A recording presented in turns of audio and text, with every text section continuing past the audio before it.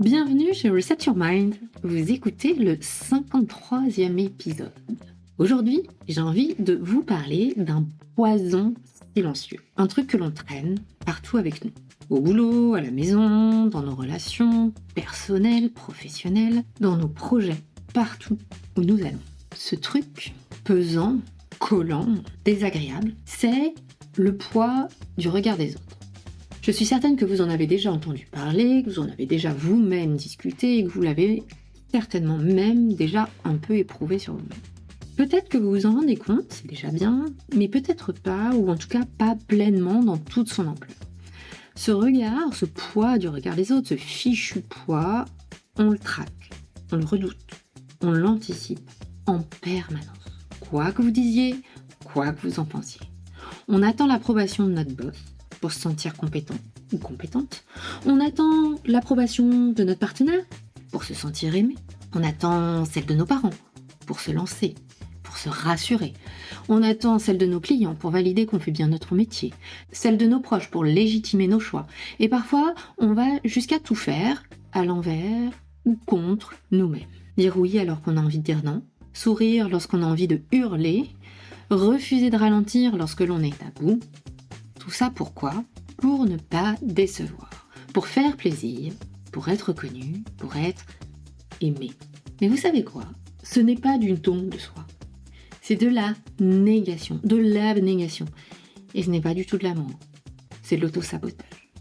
Parce que lorsque vous dites oui à tout le monde, bien évidemment que vous vous dites non à vous, à ce dont vous avez besoin, à du repos pour aller dîner, déjeuner ou accepter cette réunion de plus. Parce que si vous cherchez à être aimé pour ce que vous faites, vous oubliez que vous méritez d'être aimé pour ce que vous êtes déjà. Je sais que ce sujet est tricky, mais qu'il vous parle aussi, qu'il résonne en vous. Il parle à mes coachés au quotidien. Il m'a parlé à moi et continue d'ailleurs aussi de me parler, c'est quelque chose que je continue de travailler. C'est la racine d'une fatigue sourde, d'un perfectionnisme qui ronge, d'un syndrome du bon élève ou de la bonne élève qui ne nous lâche pas et qui nous empêche jour après jour d'oser vivre, d'oser travailler, d'oser aimer en étant vraiment nous-mêmes. Aujourd'hui, je veux vous montrer comment ce regard, parfois admiratif, et c'est là qu'il est souvent le plus vicieux, parfois critique, est devenu un fil à la patte, un boulet, des boulets que vous traînez au quotidien, qui vous entrave, qui vous empêche de courir à votre vitesse de croisière, qui vous empêche de faire ce petit saut dont vous auriez besoin pour passer au step d'après. Et surtout, on va essayer de craquer certains de ces fils, essayer de trouver comment se libérer de certains de ces fils à la patte. Je ne vais pas vous dire de tout envoyer valser, rassurez-vous, mais je vais vous proposer d'oser. D'oser vous poser les bonnes questions, celles qui grattent, celles que l'on évite souvent, celles qui peuvent vous faire changer de perspective, faire ce petit pas de côté de plus, et peut-être même de trajectoire. Je vais vous proposer d'oser, tester, de vous mettre en action, de tester certaines choses pour voir ce que cela donne et ce que cela génère en vous surtout. Si vous nous rejoignez pour la première fois, bienvenue. Ici, chez Reset Your Mind, nous parlons business, leadership et décisions stratégiques, mais sans chichi et sans blabla. Nous parlons de la vraie vie, des dilemmes, des coups durs, des moments où tout bascule. Parce que piloter sa vie, une carrière, une équipe, un business, c'est souvent faire face à l'inattendu. Or, personne ne nous apprend vraiment comment gérer cela. Pas plus que gérer nos pensées, prendre soin de nous, alors que nous sommes notre source la plus précieuse. Si vous cherchez des pistes concrètes, des réflexions qui bousculent et un vrai sparring partner pour avancer, vous êtes au bon endroit. Respirez, installez-vous et attaquons.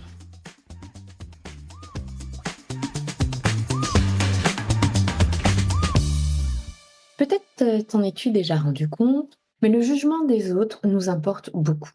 Tu as besoin du retour approbateur de ton boss ou de ta boss, de ton client, pour être satisfaite de ton travail. Tu as besoin du retour de ton partenaire ou ta partenaire pour te sentir aimé ou te sentir une ou un bon partenaire en retour. Tu as besoin de l'approbation de tes parents ou de tes beaux-parents pour te lancer dans un projet d'achat, de construction, de voyage.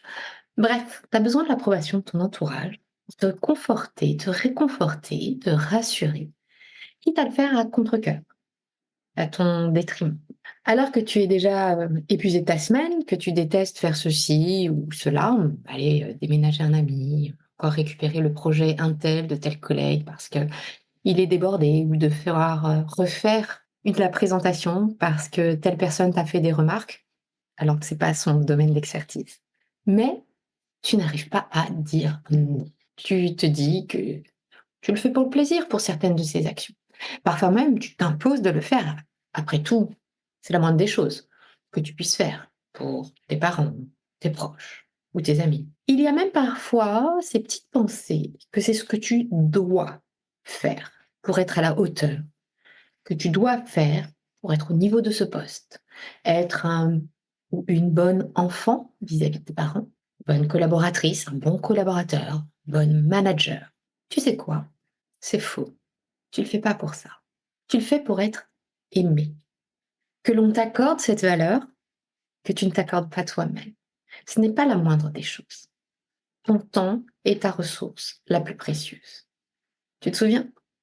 Et tu préfères donc accorder ce temps, ta ressource la plus précieuse, à quelqu'un d'autre, plutôt qu'à toi.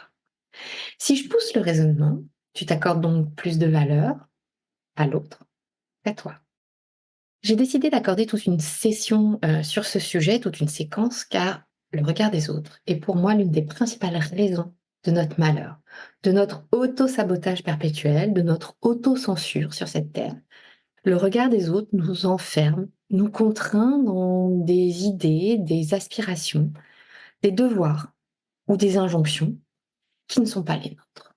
De plus, ce qui est vrai dans la vie personnelle l'est tout autant dans notre vie professionnelle. Alors, pourquoi le regard des autres est si important? La première raison que je vois, c'est celle qui nous ramène à notre condition, d'animal social. Tu te rappelles le cerveau reptilien? Eh bien, le revoilà encore une fois. Nous sommes des animaux sociaux. Depuis la nuit des temps, ce qui a assuré notre survie en tant qu'animal, c'est le groupe. La force du groupe nous a toujours apporté sécurité, réconfort, nourriture. Bref, le groupe a assuré notre survie. Donc si nous n'avons pas l'approbation du groupe, nous risquons l'exclusion du groupe. Et si nous sommes en dehors du groupe, nous risquons la mort. Et si le cerveau reptilien s'agite en force, panique, et nous ramène à ce qu'il connaît, même si c'est à notre détriment, c'est pour cette raison-là qu'il le fait. Par peur de l'exclusion, par peur d'être en danger, par peur du risque potentiel d'être mort. On est conditionné ainsi depuis notre naissance, et même bien avant notre naissance. La deuxième raison, c'est une bonne réponse égale un bon point. Ce fonctionnement, ces schémas neuronaux sont en plus renforcés par des générations d'éducation où si tu as la réponse, le comportement attendu par le groupe, alors tu es récompensé. Comporte-toi bien et tu seras un enfant sage. Donc un enfant accepté, tel que tu dois être. Apprends bien tes leçons et tu auras de bonnes notes. Rends tes dossiers à l'heure, fais avancer les projets correctement et ta boss, ton boss, sera content. Voire, tu auras peut-être même une augmentation, une récompense. Je crois que tu as compris où je voulais en venir.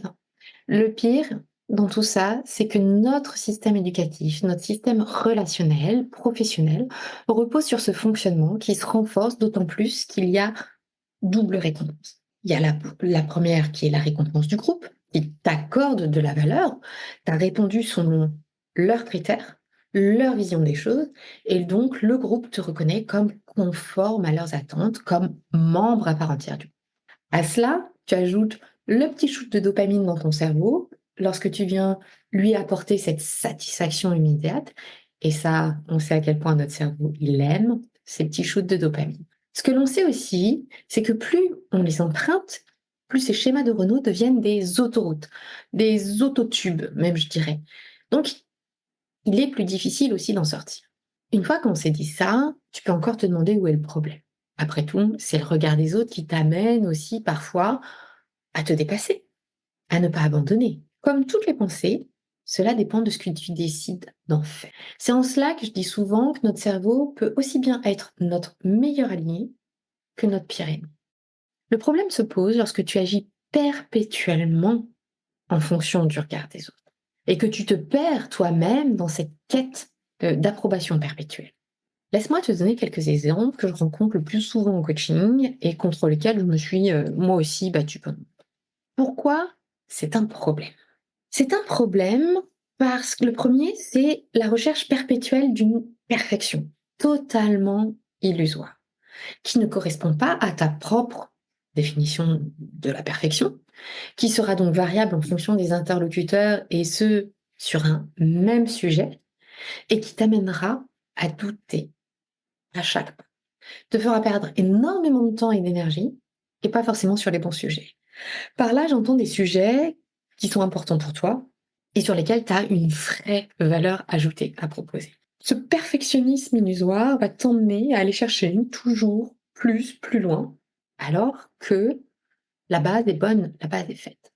Le deuxième problème, c'est le fameux syndrome de la bonne élève ou du bon élève, dans la même lignée mais légèrement différent.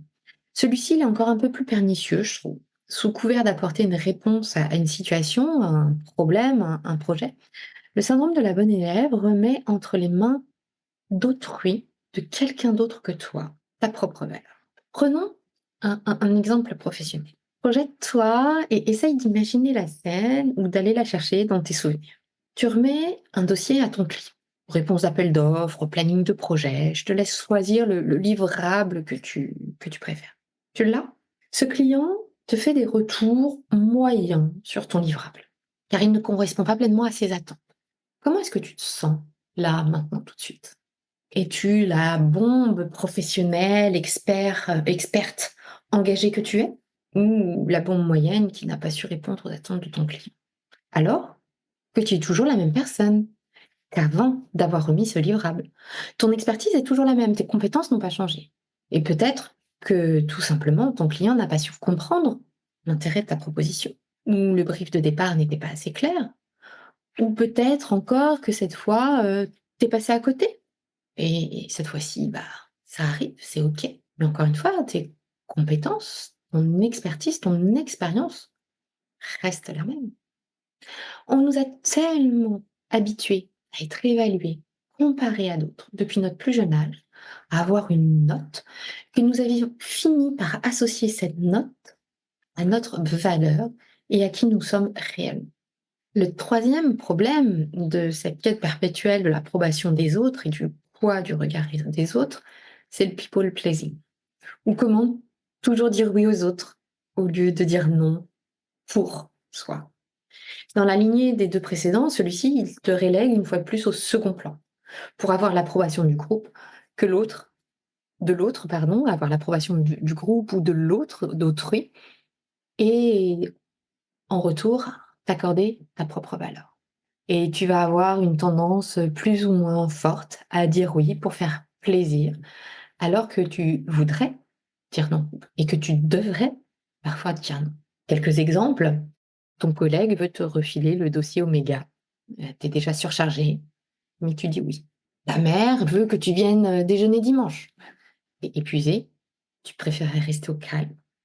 Tu aurais besoin de te rester au calme, mais tu dis oui. Last but not least, tes beaux-parents veulent que vous veniez passer les vacances d'été chez eux, alors que tu voudrais partir à Bali en amoureux, mais tu dis oui. Ça marche dans toutes les sphères de la vie. On se sent obligé de dire oui à tout et à tout le monde pour se sentir aimé, valorisé en retour. On se dit même que c'est ce que l'on doit faire. C'est ce que l'on attend de nous en tant que parents, en tant que collaborateurs, collaboratrices, en tant que boss, en tant qu'enfant. Peux-tu me dire où est-ce que c'est écrit? Qui a posé cette responsabilité divine sur tes épaules de satisfaire tout ton entourage? En quoi est-ce que tu seras une meilleure personne si tu dis oui à tout, quitte à t'épuiser au passage, rentrer à pas d'heure le soir, être sur les nerfs, ne plus être efficace, etc., etc., et finir par t'écrouler et les lâcher plus concrètement sur la durée? Dans cette approche du don de soi aux autres, encore une fois, ça fait référence à la séquence précédente, où l'on ne s'accorde de la valeur personnelle ou professionnelle qu'à travers ce que l'on fait pour les autres, on finit par perdre son identité propre, notre connaissance de nous-mêmes. Et c'est ainsi que l'on arrive dans une société où une crise existentielle se retrouve à tous les niveaux de perte de sens généralisée. Je pense que tu as déjà dû croiser, des articles, des questionnements, des conférences sur cette thématique-là. Le sens, la quête du sens, en 2000, au XXIe siècle, en 2020. Si c'est humain de chercher du sens, encore une fois, et cela peut arriver ponctuellement, temporairement, cette quête de sens, elle n'est pas faite pour durer éternellement. Et surtout, à perdre son identité propre, on finit par perdre notre valeur intrinsèque et à construire cette valeur intrinsèque que nous avons à proposer aux autres. Qui nous sommes réellement, ce qui nous fait vibrer, ce qui nous fait rayonner. Tu l'auras aussi compris, on ne peut pas contrôler les pensées des autres et être en recherche permanente de l'approbation des autres, s'assurer de ce qu'ils pensent, de ce qu'ils ressentent ou disent, a tout à voir avec eux, avec leur propre histoire, leur propre biais cognitif, éducationnel, ou leurs propres règles, la propre valeur qu'ils accordent aux choses. Ce que les autres pensent, y compris de toi, n'a rien à voir avec toi et avec qui tu es. Ce que tu montres aux autres n'est qu'une partie de qui tu es. C'est un problème car c'est ce qui te mène directement vers une abnégation de toi-même, de qui tu es réellement, quelles sont tes véritables aspirations et surtout, encore une fois, c'est la voie royale à un épuisement lent et total. Pourquoi crois-tu qu'on voit une explosion des burn-out sur les 10, 15 dernières années? Qui es-tu toi? Quelle est ta valeur? Je sais que ces questions sont parfois vertigineuses et peuvent faire un peu peur. Surtout si depuis la plus tendre enfance, tu as évolué dans ce contexte où tu ne t'es jamais vraiment autorisé à les poser. Or, on a besoin de ces autres parts de soi pour se ressourcer, se réénergiser justement, indépendamment de ce que les autres peuvent en penser. De ces moments à soi, de ces activités pour soi, de nourrir ses aspirations personnelles. Autrefois, on appelait ça un jardin secret. Il n'a pas à être secret et surtout cette dénomination est clairement sous-cotée versus sa réelle importance. Pour se révéler, s'aimer, se réaliser, pour oser faire de grandes choses indépendamment de ce que les autres attendent de toi. Car vouloir plaire à tout le monde, c'est la meilleure façon de ne plaire à personne et surtout pas à toi. Alors, comment en prendre conscience et en sortir? La première chose à se rappeler, à se marteler en boucle, à l'écrire et peut-être le coller sur ton ordinateur, sur ton bureau, quelque part où tu peux le voir tous les jours, c'est: tu n'es pas responsable des émotions des autres. Tu n'es pas responsable des émotions des autres. On l'a vu dans les séquences sur les émotions sont générées par des pensées qui sont propres à chacun, chacune de nous. Ce qu'ils pensent ou ressentent est de leur responsabilité, pas de la tienne. Je ne suis pas en train de te dire de tout envoyer valser du jour au lendemain. Je suis en train de t'encourager à faire cet effort, de te remémorer ce pont à chaque fois que ça devient inconfortable. Faire ce petit pas supplémentaire chaque jour, car oui, il y a toujours plusieurs occasions par jour de le faire, dans différents contextes, que ce soit le pro, le perso, l'amical, peu importe. Tu verras, chaque fois que tu le feras, en plus, ce sera plus facile la fois d'après. Au début, l'inconfort sera bien présent pour toi, comme pour ton interlocuteur, car après tout, tu dis toujours oui d'habitude. Mais petit à petit, tu vas apprendre à laisser cet inconfort exister, être là, sans pour autant qu'il t'empêche d'avancer. Et ça, ce sera le début de la liberté. Pourquoi est-ce qu'il est important d'en prendre conscience et de le dépasser? En prendre conscience est la première étape, tu t'en doutes. Et tu peux t'exercer à l'observer sur toi-même ou autour de toi. Vraiment comme si tu étais une autre personne en dehors de ton corps et à regarder ce qui se passe de plus loin. Ensuite, en le dépassant, en allant au-delà de cet inconfort, cela te permettra de retrouver un alignement avec toi-même, avec qui tu es, avec ton fonctionnement et tes propres besoins. En recherchant cet alignement, tu ne seras plus en train de courir partout, tout le temps, sans vraiment savoir pourquoi. Mais au contraire, en recherchant cet alignement, tu sauras pourquoi tu es là. Pourquoi tu fais cet effort. Pourquoi est-ce que c'est important pour toi d'investir ton temps, ton énergie et ta santé dans cette réaction? Quelle est ta motivation? Je te donne un exemple personnel. Moi, je fais partie de ces personnes qui ont besoin de calme et de repos pour se ressourcer.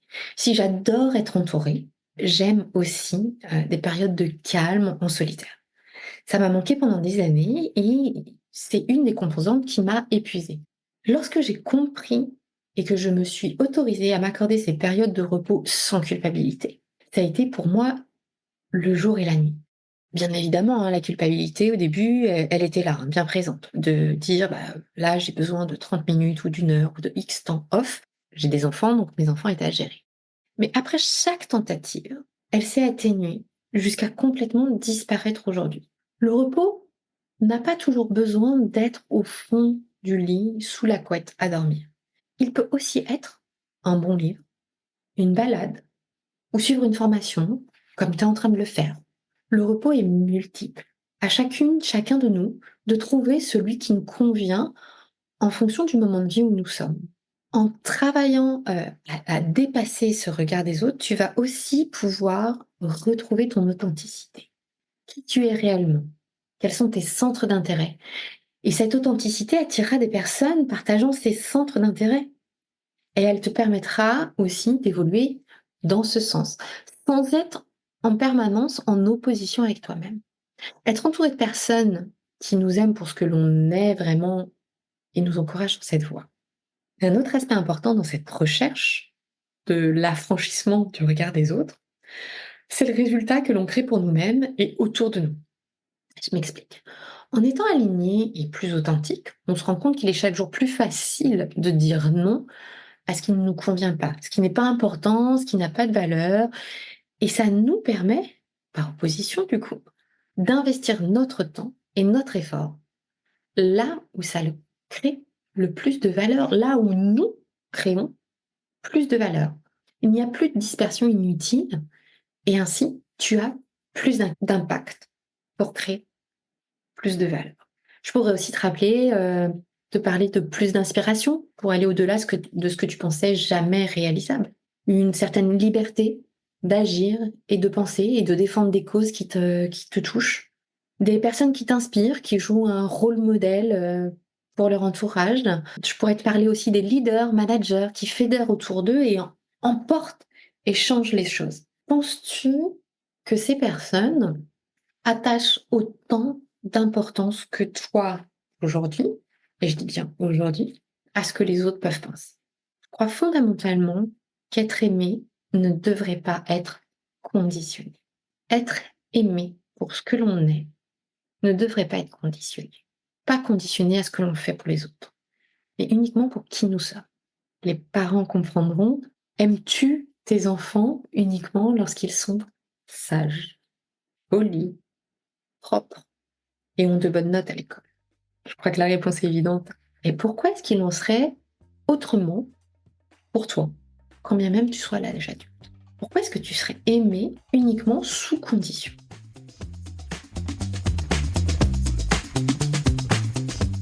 N'oubliez pas qu'il reste quelques créneaux disponibles pour Reset Express.